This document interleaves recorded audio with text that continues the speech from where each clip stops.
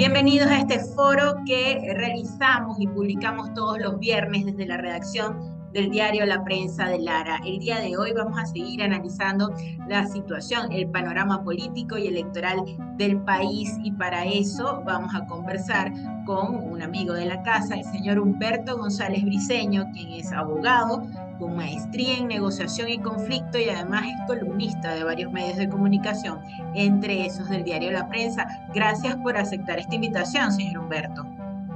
Muchas gracias, Diana. Un placer poder conversar con ustedes. Bien, mire, la primera pregunta que le hago es que a la fecha en que grabamos este foro, faltan 8 días para que se venza el lapso de sustitución de candidatos y que sea reflejado esos cambios en la boleta electoral.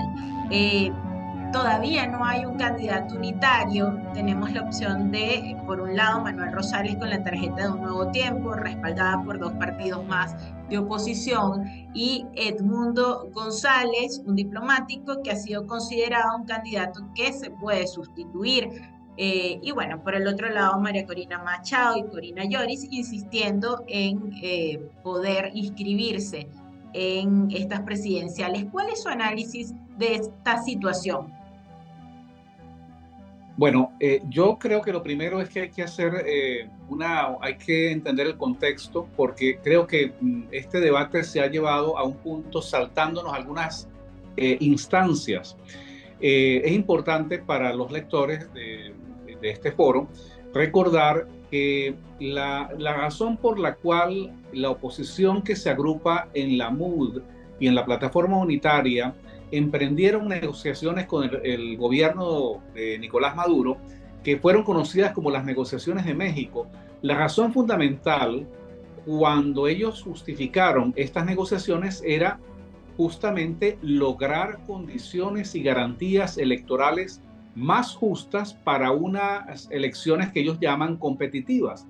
Ese fue el argumento. Luego se agregaron otras razones. Bueno, el gobierno quería que se levantaran las sanciones y ahí habían algunos argumentos según el cual se decía que las sanciones perjudicaban al pueblo. Entonces el gobierno también colocó, digamos, sus condiciones. Luego recordamos que el gobierno dijo, bueno, no vamos a seguir negociando hasta que no se le reconozca a Alex Saab que en su opinión, pues para ellos tenía inmunidad diplomática. Pero lo que creo que es importante es recordar que las negociaciones de México comienzan con el propósito de lograr elecciones transparentes, competitivas, para lograr condiciones y garantías. En el desarrollo de esas negociaciones se hicieron una cantidad de cosas que se interpretaban que eran como concesiones al gobierno, y a cambio iban a ocurrir algunas garantías, algunas condiciones para permitir unas elecciones justas. Eso no ocurrió y eso no ha ocurrido.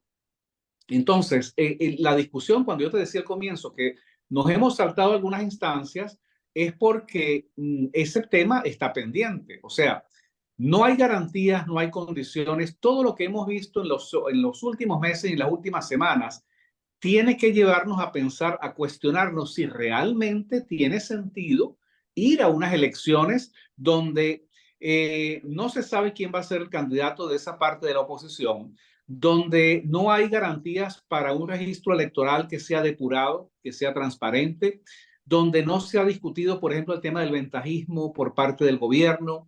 O sea, la incertidumbre que rodea este proceso electoral siembra una cantidad de dudas sobre su transparencia. Entonces, yo creo que lo que debería estar discutiendo esa oposición es, ¿vale la pena pedir a la gente que vote para legitimar un proceso del cual no hay ningún tipo de garantía? Y sobre esto yo creo que debe ser parte del debate. Claro, ya estamos ahorita en una situación que en mi opinión es tan lastimosa como dramática, porque como tú lo acabas de señalar, ya estamos prácticamente en la fecha límite para que esa oposición cambie o sea, se le acepte su candidato. O sea que en realidad ni siquiera yo creo que la foto esa del tarjetón que está circulando, bueno, yo creo que eso no va a cambiar. Yo creo que ahí no, si ocurre eventualmente una sustitución, yo creo que eso no va a ocurrir porque además ese es otro problema que hay. Hay un consejo electoral que le responde directamente al gobierno. O sea, hay toda una serie de irregularidades que la oposición no termina de explicar por qué ellos aceptan eso. O sea, ¿cuál es el propósito de llevar a la gente a votar en las peores condiciones que se hayan visto en estos 25 años? Y uno tiene que preguntarles a ellos, bueno, ¿qué es lo que tratan de demostrar? O sea, ¿qué se quiere demostrar que ya no se sepa? Que no hay garantías, que no hay condiciones, que estamos a lo que se podría llamar prácticamente una estafa electoral, porque en esas condiciones yo creo que el resultado es altamente predecible, ¿no? Ese es el debate que yo creo que hay que dar pero el debate que se está dando es otro, porque es el que llama la atención, es el de decir, bueno, saber si el gobierno va a aceptar o no la sustitución. Yo creo que ellos han sido muy claros y yo pienso que en realidad lo que se está haciendo es quemar tiempo para finalmente presentar una política de hechos cumplidos donde no le van a hacer ningún tipo de concesión a esa oposición y donde esa oposición tendrá que resolver si participa o no participa, pero ya como en la recta final de todo este proceso.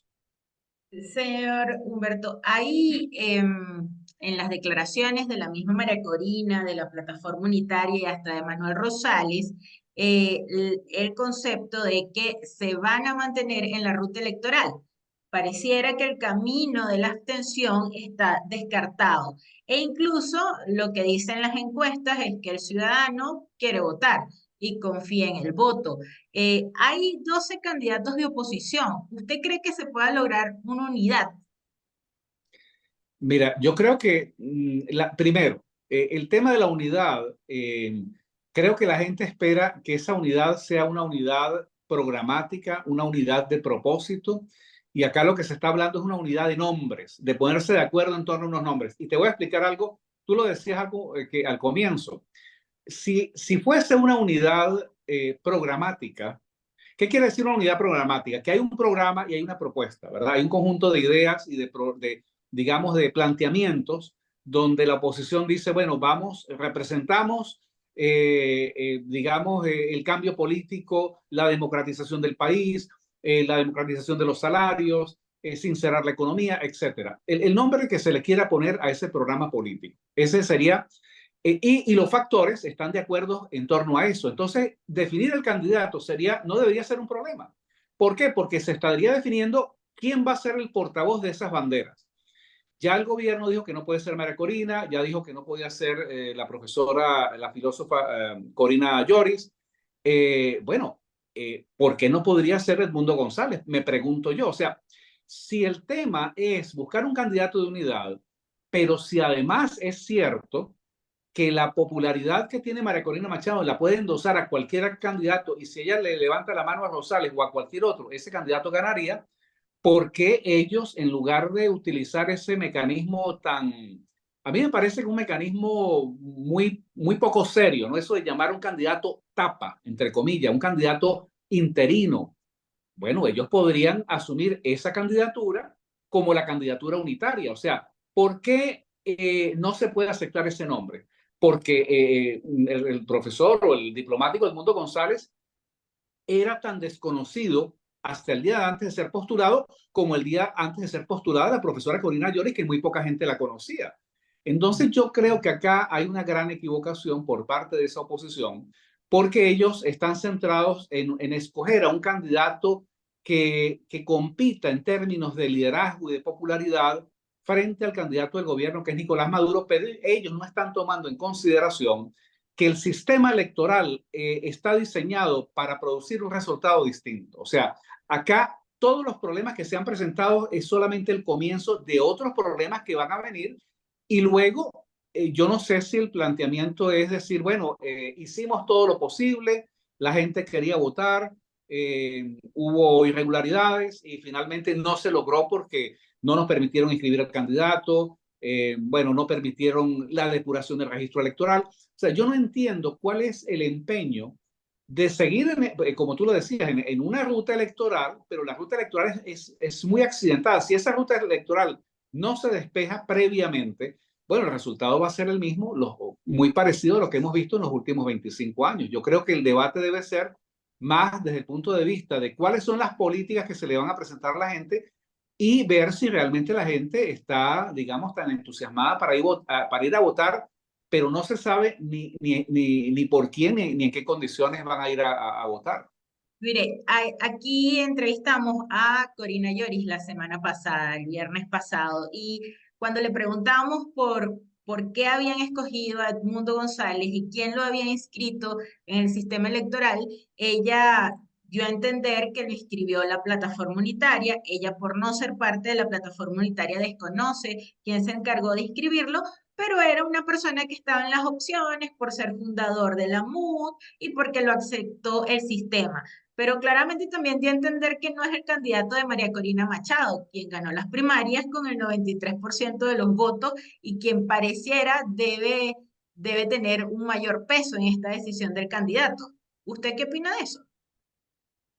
Mira, yo creo que el problema es el siguiente, yo veo el siguiente. Yo creo que, como yo lo veo, mientras el sistema electoral no cambie, mientras no haya un consejo electoral equilibrado y mientras no haya unas condiciones, unas garantías que realmente permitan que este desastre que estamos viendo no ocurra, bueno, yo creo que no, es irrelevante quién sea el candidato, honestamente te lo digo. Yo creo que, mira, yo creo que puede ser María Corina, Corina Lloris, puede ser Manuel Rosales con el apoyo de María Corina, pueden ser todos ellos apoyando a Edmundo González, no importa, porque es que no hay transparencia. Entonces, ¿cuál es la garantía que tiene el ciudadano de que ese voto, que de paso yo sí creo, si hubiesen condiciones y garantías en otro, con otro sistema y con otro mecanismo electoral, con un consejo electoral que sea realmente equilibrado, yo no tengo la menor duda de que cualquiera de esos nombres que hemos mencionado ganaría de calle. María Corina, Corina Lloris, Edmundo González, Manuel Rosales, el que sea. Pero es que ese no es el caso. Es que el problema que estamos viendo es que hay todo un sistema diseñado para sabotear justamente la vía electoral, pero entonces vemos que la oposición dice, no, no vamos a complacer al gobierno. El gobierno no quiere que participemos, pero nosotros vamos a participar. No importa que nos hagan trampa, no importa que nos acerquen auditoría, no importa que no nos dejen inscribir nuestro candidato. Entonces, yo no entiendo cuál es la lógica de esa política, o sea, de insistir hasta el cansancio. Bueno, nadie nos saca de la vía electoral. Bueno, pero es que lo que no se dan cuenta es que el gobierno ya los sacó a ellos de la vía electoral porque ni siquiera han podido postular un candidato. O sea que yo creo que ese es un debate que está pendiente, entre otras cosas, y en realidad pienso que lo que se debería discutir más que el nombre y que la popularidad y el liderazgo es el mecanismo electoral. Mientras eso no esté claro, yo veo muy poco probable que haya un cambio político el 28 de julio. Creo que el 28 de julio vamos a ir a un resultado que es perfectamente, se puede anticipar, se puede adivinar sin temor a equivocarse qué va a pasar el 28 de julio. Que inscriban o que no inscriban esos candidatos es irrelevante porque mientras no cambie el sistema y el mecanismo, el resultado va a ser el mismo.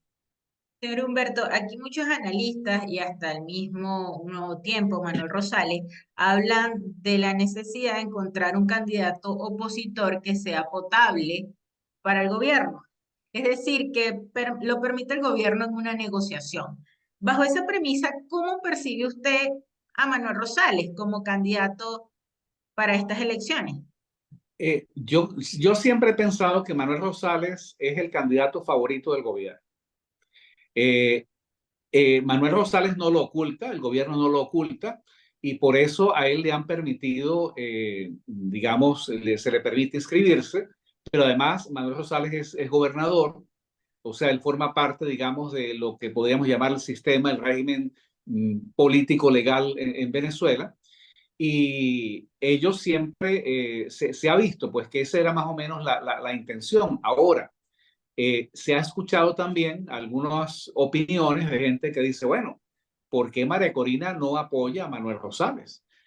¿Cuál es el argumento? El argumento es, hay gente que dice, bueno, es que el gobierno no quiere que la gente vote. Entonces, una posible jugada podría ser que María Corina, entre comillas, tome por sorpresa al gobierno y haga una jugada donde ella apoye a Manuel Rosales. Yo no sé si eso está planteado o no, pero yo lo que veo es el argumento que yo te explicaba anteriormente, que es que puede ser Manuel Rosales y en realidad quizás lo que el gobierno está buscando, creo yo, o sea, porque tiene que haber una razón por qué el gobierno hace lo que está haciendo, y creo que la razón es que ellos, conscientes de por dónde va esto, lo que se espera es que cuando se anuncien los resultados, ese candidato que aparentemente compitió en condiciones de igualdad, que no es el caso, no, nunca habrá igualdad entre un candidato de la oposición y el candidato del gobierno, a la hora de anunciarse esos resultados oficiales, ese candidato, bueno, proteste un poco, reclame, pero finalmente diga, bueno, hemos luchado y reconocemos el resultado que nos han derrotado, ¿no? Quizás un candidato que no esté alineado con esa política o que no esté dispuesto a hacerlo. Yo, por ejemplo, dudo mucho que si María Corina Machado fuese la candidata, yo creo que si ella sale derrotada en estas condiciones que hemos explicado, yo no creo que ella va a ir muy satisfecha a decir, bueno, luchamos y Maduro nos ha ganado y vamos a seguir protestando. Yo creo que ella haría todo un argumento en torno a la idea, aquí hubo un fraude, aquí hubo una estafa y vamos a llamar al mundo a que nos reconozca este resultado. Yo creo que lo que el gobierno está buscando es un candidato que aparezca como de oposición, que más o menos haga el contrapeso, pero que a la hora en que se anuncie un resultado que sea favorable a Nicolás Maduro, ese candidato esté dispuesto a, aunque sea bajo protesta, a aceptarlo, porque eso es parte de lo que ellos quieren mostrarle al mundo. Eso quiere decir que Rosales se inscribió como candidato para perder contra Maduro. Es que yo creo que todos los que se inscribieron saben cuál va a ser el resultado. O sea, yo creo que ninguno de ellos de verdad. Es que cuando tú les lees lo que ellos, el discurso inclusive que ellos tienen, en esas condiciones realmente, ¿quién puede tener una expectativa racional de ganarle al candidato del gobierno? O sea, yo creo que ninguno de ellos, incluyendo a María Corina Machado, ninguno de ellos son ilusos, ni son tontos, creo que ellos saben a lo que se están enfrentando. Pero el cuestionamiento es, bueno, si es así, ¿por qué no se diseña otra política? O sea, ¿por qué venderle a la gente la idea de que el voto puede funcionar cuando sabemos que el voto no ha funcionado y no puede funcionar porque el mecanismo lo impide? Ellos han dicho que algunos analistas nos dicen, bueno, es que si hay una avalancha de votos, esa avalancha de votos puede tapar el fraude. Bueno, eso se ha dicho antes. Se aduce, por ejemplo, para darle fuerza a la vía electoral, se dice, bueno, fíjense lo que pasó, por ejemplo, en Barinas. En Barinas, el gobierno no aceptó a los candidatos de la oposición, finalmente inscribieron, los sustituyeron y la unión de la oposición ganó. Bueno, pero es que estamos hablando de Barinas, de una gobernación, estamos hablando de un gobierno que está dispuesto a aceptar ciertas derrotas, pero yo realmente creo que no han dado demostración de estar dispuestos digamos, a permitir, ni siquiera correr el riesgo. ¿Cómo será, digamos, el gobierno quiere ir a unas elecciones en un clima controlado? O sea, que nada se les escape, ni siquiera que se les escape quién va a ser candidato de la oposición. Bueno, eso nos da una idea de qué tan dispuestos ellos están dispuestos qué tan dispuestos estarían ellos a reconocer una derrota. Ahora, señor Humberto, si uno analiza Perdón. las encuestas de opinión, pues de los candidatos que se han inscrito en estas elecciones, muy pocos tienen algún tipo de aceptación. Sale el nombre de Rosales por allá, el de Benjamín Rauseo, el de el candidato por el partido eh, de un candidato independiente. Se me escapa ahorita el nombre del candidato Ecarri, Antonio Ecarri, pero todavía muy por debajo de la popularidad que puede tener María Corina, que al parecer, según las encuestas más reconocidas, sigue aglomerando el mayor apoyo popular. ¿Usted cómo evalúa a los demás candidatos? Por ejemplo, el caso de Enrique Márquez, que también se presentó como una opción. Mira, yo creo que yo lo veo así y te lo voy a explicar como María Corina Machado tiene una extraordinaria, todavía mantiene su popularidad, pero esa popularidad no es producto de, digamos, de algo desconectado, no es producto, digamos, del azar. Ella creció políticamente con un discurso llamando a no votar en tiranía. Hay que recordar eso. Por eso es que ella se convierte como un referente luchando en contra de quienes ahora la apoyan a ella. Luego ella, cuando ve que puede ser candidata, ella se inscribe y cambia inmediatamente. Entonces ya ella, sin que haya cambiado el Consejo Electoral, ni las condiciones, ni las garantías, sin que haya cambiado absolutamente nada. Ella presenta su nombre como candidata. Por supuesto, el descrédito que hay de toda esa dirigencia es tal que la gente que cree en el voto ve en ella una posibilidad y ella pues logra ese triunfo importante. Ahora, lo que también hay que ver y que no se puede perder de vista, yo he leído algunas encuestas y yo entiendo que, bueno, que quienes hacen encuestas, pues ese es su trabajo. Pero me llama la atención que se hace mucho énfasis en que, bueno, la gente, o sea, aquí el primer examen que hay que hacer de todas esas encuestas es del cuerpo electoral, del 100% de los venezolanos hábiles para votar, ¿cuántos están dispuestos a votar? Y ahí hay por lo menos la mitad o más que se va porque dicen no queremos votar o porque físicamente no están ni siquiera en condiciones de votar porque ni están en Venezuela y no les van a permitir votar, pero también porque hay gente que está, digamos, escéptica de ser parte de esto. Entonces, cuando vemos esos valores, cuando vemos la letra pequeña de muchas de esas encuestas, bueno, están hablando como no, María Corina es un gran referente de los que quieren votar, porque los que quieren votar no la ven a ella como referente. Entonces, bueno, digamos que cualquiera que sea el porcentaje que se le dé, ese es un universo que se mantiene ahí y que es un universo que cualquiera que quiera ganar una elección tiene que conquistarlo. Ahora, ¿qué razones le están dando a esa gente, llamémoslo el 30 o el 40%, para que se muevan de una posición de escepticismo, de duda, de incredulidad? O sea, ¿qué razones se le están dando a ellos para decir, no, sí vale la pena ir a votar, el voto no se va a perder, vamos, yo creo que eso no ha ocurrido y claro, hay mucho entusiasmo dentro de la gente que está, digamos, en el mundo el que tiene la motivación, el que cree en ir a votar, sin duda, yo creo que hay un gran porcentaje que va a votar o que se va a inclinar pues por ese candidato que reciba el apoyo de María Corina. Los otros candidatos son percibidos como candidatos que son, digamos, favorables al gobierno, pero entonces nos encontramos con que los analistas también son muy, digamos, benignos, ¿no? En su manera de evaluar a Manuel Rosales. Si Manuel Rosales es el candidato, si se ha inscrito es porque, bueno, porque justamente recibe, digamos, cierta preferencia por parte del gobierno. Yo creo que mucha gente está, digamos, desencantada de todo el proceso en general y el tiempo va pasando. O sea, creo que si yo digo que si en condiciones normales cualquiera de esos candidatos que hemos mencionado podría ganar y ese resultado se podría hacer respetar, pero en las actuales condiciones yo creo que siquiera plantear esa posibilidad es ingenuidad o es cinismo. Ahora, señor Humberto, analicemos el tema de lo que puede hacer la comunidad internacional y el acuerdo de Barbados, si está muerto o no. Ayer estuvo Petro en Venezuela, se reunió con Maduro y aparentemente se reunió también con Manuel Rosales, no con la plataforma unitaria ni con María Corina Machado, como han dicho algunos medios, tanto de Colombia como periodistas venezolanos que están en el exilio, en el exterior. ¿En qué puede ayudar Petro? O sea, ¿cómo se puede entender eso de la mediación colombiana? Mira, yo recuerdo que el año pasado hablamos y yo siempre, lo recuerdo porque yo siempre digo, en temas de geopolítica y de política internacional, los estados no tienen amigos, no tienen aliados, tienen intereses.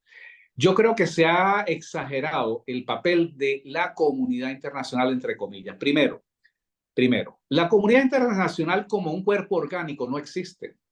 ¿Dónde está ese grupo de miembros de comunidad internacional que se reúnen un día específico y acuerdan una agenda y dicen, hoy vamos a hablar del tema de Venezuela, vamos a someter? No, el tema de discusión, no.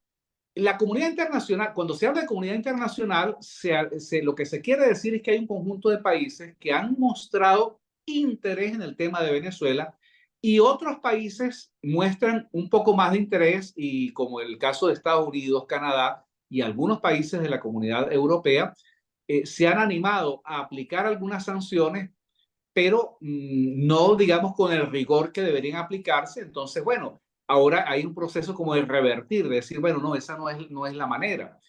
Apelar a que esa comunidad internacional intervenga, pues habría que pensar o preguntarse qué tanto pueden hacer ellos. O sea, porque se ha sobredimensionado lo que ellos pueden hacer tú me acabas de preguntar, bueno, ¿qué puede hacer Petro, por ejemplo, que además es aliado político del gobierno de Nicolás Maduro? Petro puede decir, bueno, Petro puede hacer una petición, pero, pero a nivel de estados ni siquiera se puede plantear en términos de una exigencia. ¿Por qué? Bueno, porque los estados son soberanos, porque todos esos países que cuestionan al gobierno de Maduro, la gran mayoría, inclusive Estados Unidos, que sería el mejor ejemplo para matar esta discusión. Estados Unidos, que es un país que cuestiona al gobierno de Maduro, que le ha aplicado sanciones al gobierno de Maduro, y que mantiene una posición crítica frente al gobierno chavista en Venezuela, bueno, Estados Unidos reconoce ese gobierno, Estados Unidos se entiende y se tiene que, y se sienta a negociar con ese gobierno. Tú decías en la segunda parte de tu pregunta, bueno, ¿el acuerdo de Barbados está muerto? Por supuesto que está muerto. Ahora, ¿quién liquida el acuerdo de Barbados? ¿Quién mata el acuerdo de Barbados? No, no es el gobierno chavista. El acuerdo de Barbados lo mata Estados Unidos. ¿Cuándo lo mata Estados Unidos? Lo liquida en el momento, recordemos que el proceso que mencionamos hace un momento de negociaciones que se da en México, ¿verdad? Estados Unidos venía haciendo el papel de acompañante digamos, de la plataforma unitaria y de la MUD y todo eso. Pero en el desarrollo de ese proceso, Estados Unidos pareciera que decide hacer a un lado a los negociadores directos. ¿Por qué interpretamos que eso ocurre? Bueno, porque venían negociando hasta el momento en que el gobierno chavista dice, no, nos levantamos de las negociaciones hasta que no se nos permita incorporar a Alex Saab, y Estados Unidos emprende, haciendo a un lado a la MUD, emprende negociaciones bilaterales directas con el gobierno chavista, y ahí es donde salen la gente que fue liberada. En esa instancia, que lo que quiero decir es que cuando Estados Unidos comienza a desarrollar negociaciones bilaterales directas, como Estado que es, por cierto, o sea, porque yo no cuestiono que lo haya hecho, lo que estoy diciendo es que al hacerlo, le quitó poder de negociación a la MUD y a la plataforma unitaria. Entonces, por eso es que llegado el punto, una vez que uno ve que, bueno, al gobierno chavista le dieron todo lo que pidieron y más, ellos llegan y dicen en un momento, Jorge Rodríguez lo dijo claramente, le dijo, bueno, señores, que ahora el acuerdo de Caracas sustituye al de Barbados. ¿Qué quiso decir Jorge Rodríguez con eso? Bueno, el acuerdo aquel que firmaron con los partidos de los candidatos que tú mencionaste, que son los que, esos candidatos que aceptó el gobierno, que firmaron un documento de reconocer los resultados electorales. Bueno, Jorge Rodríguez dice, bueno, ese acuerdo sustituye al de Barbados. Ahora vemos entonces a una oposición, a la MUD y a la plataforma unitaria, como que rogándole al gobierno, no, tienen que volver a los acuerdos de Barbados, hay que respetar los acuerdos de Barbados. O sea, están tratando como de buscar que exista una presión internacional, pero es que eso no ocurre de esa manera. O sea, ningún país va a romper relaciones con el gobierno de Maduro simplemente porque no permite inscribir al candidato de ese sector de la oposición. Y crear esa expectativa yo creo que es irresponsable. Yo creo que ahí se ha exagerado, se ha sobredimensionado lo que puede hacer esa comunidad internacional. Hay otras cosas que esa que esa comunidad internacional puede hacer, pero yo no creo en la efectividad ni en la eficacia para esta instancia, para esta fase del proceso en la que estamos. Creo que no va a haber ningún tipo de cambio. Señor Humberto, ¿cree que vamos a un escenario parecido a las presidenciales del 2018? Y se lo pregunto porque esto puede ser sostenible para el gobierno cuando, si no es reconocido por una comunidad internacional o no es considerado un presidente legítimo, pues va a seguir teniendo problemas para conseguir financiamiento internacional, para renegociar la deuda, para traer verdaderas o grandes inversiones al país. ¿Es sostenible para Maduro seguir en ese desconocimiento de desprestigio internacional? Bueno, la respuesta es sí, yo creo que vamos a un escenario peor que el del 2018.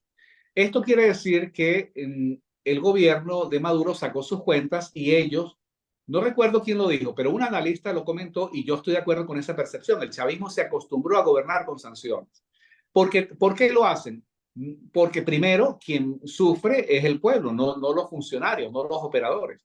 Segundo, porque ellos tienen maneras, porque como la política no se maneja en blanco y negro, y menos la geopolítica, hay maneras en las cuales ellos pueden subvertir, digamos, evadir esas sanciones, ¿no? Por ejemplo, cuando en el momento más álgido de las sanciones, Venezuela estaba colocando petróleo en el mercado negro.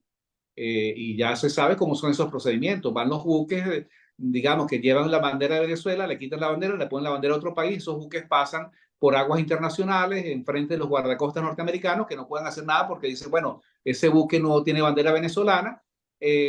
Cargueros iraníes, rusos y chinos, digamos, ayudaron al gobierno de Venezuela a colocar petróleo en los mercados internacionales, mercados negros, como se le quiera llamar, pero el punto es que hay un costo, sí hay un costo, y yo creo que ese costo va a ser más sensible con el tiempo.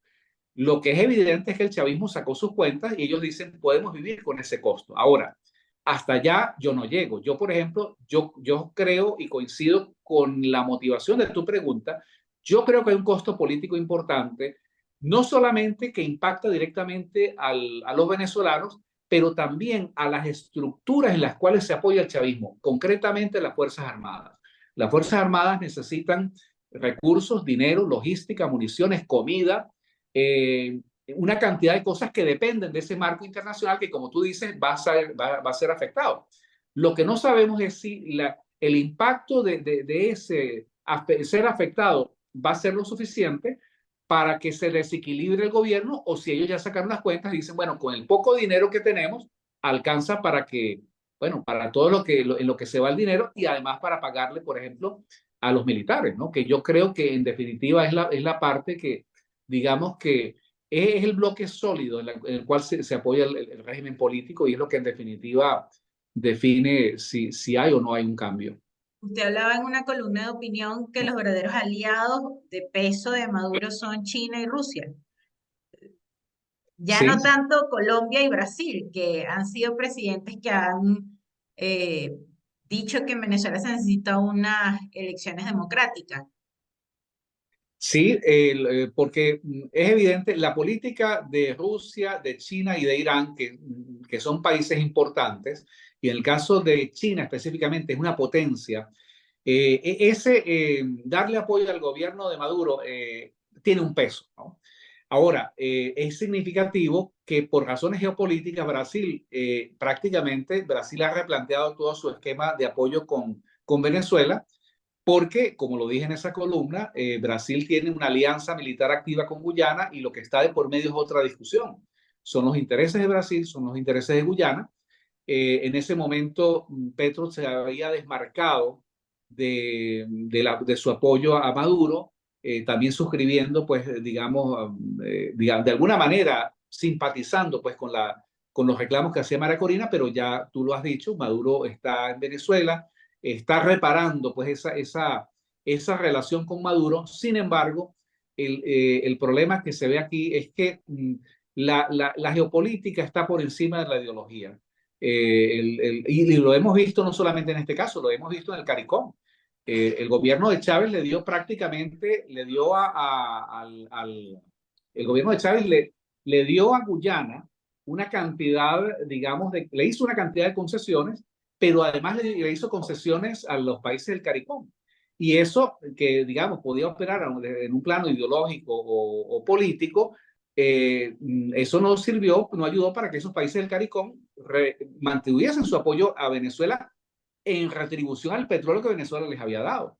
De manera que yo creo que lo político siempre termina cediendo espacio a la parte, digamos, geopolítica, que es la que en realidad importa, ¿no?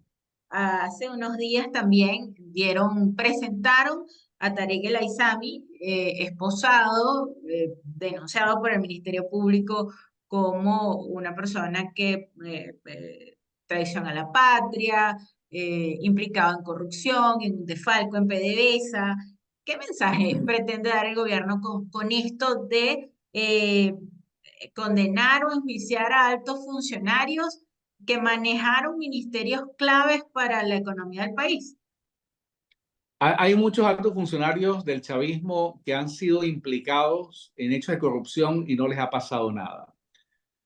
Yo creo que acá lo que estamos es en una situación de ajuste de cuentas, que alguien en el gobierno consideró que Tarek El Aissami estaba tratando seguramente, ganar más control, más influencia dentro del gobierno chavista y no creo en la tesis de que hay un interés genuino en luchar contra la corrupción. Hay muchos elementos sumamente extraños. El hecho de que, por ejemplo, lo hayan detenido hace un año y hasta ahora es que lo presentan públicamente, el hecho de que lo presenten esposado, pareciera que es un mensaje y uno se pregunta, bueno, ¿para quién es el mensaje? Yo no creo que el mensaje es decirle a la gente que el chavismo está luchando contra la corrupción.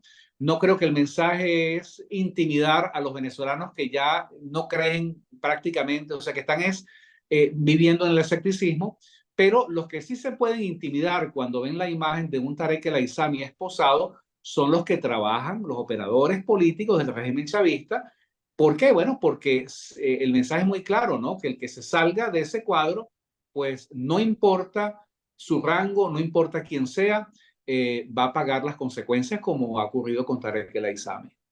Vemos unas elecciones con mucho más niveles de persecución o incluso de represión por la cantidad de personas de 20 Venezuela o de ONG que hoy están tras las rejas y son presos políticos. ¿Cómo ve usted la situación de, por ejemplo, que se esté discutiendo en la Asamblea Nacional una ley contra el fascismo?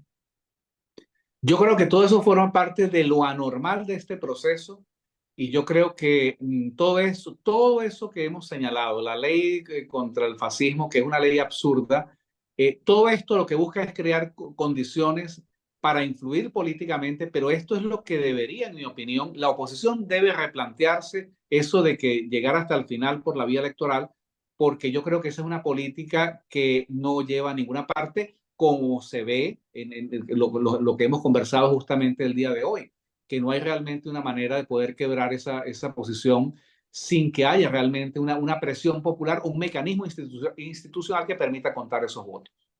Gracias al señor Humberto González Briceño por acompañarnos en este foro desde la redacción del diario La Prensa. A las personas que siguieron esta entrevista, muchas gracias. Será hasta la próxima entrega.